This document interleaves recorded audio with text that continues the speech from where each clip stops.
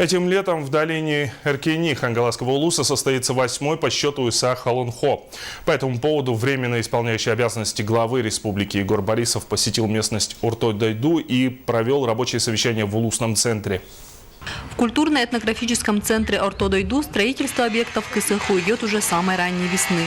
Ведутся также работы по ремонту дороги, строительству объездной дороги, так как этнографический комплекс находится слишком близко от трассы, и на время ИСХа дорога будет перекрыта. Будет организован объездной путь через село Актемцы.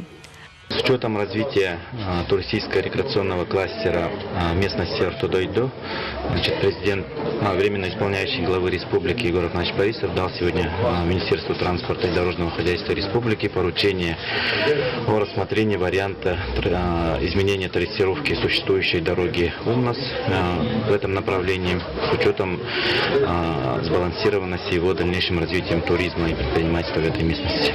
На совещании в улусной администрации обсудили вопросы об организации размещения и питании гостей, о строительстве дома Аланхо и другие вопросы. ИСХ будет проходить с 18 по 21 июня. Открытие ИСХа запланировано на 21 июня. Ожидается большое количество гостей из Якутска и других улусов, в целом от 30 до 60 тысяч человек. Также Егор Борисов озвучил важную в плане развития Хангаласского улуса информацию. В итоге эта территория должна быть представлена как территория более современная для отдыха, для посещения, конечно, более привлекательной территории. Ну и, соответственно, создать условия развития самой долины.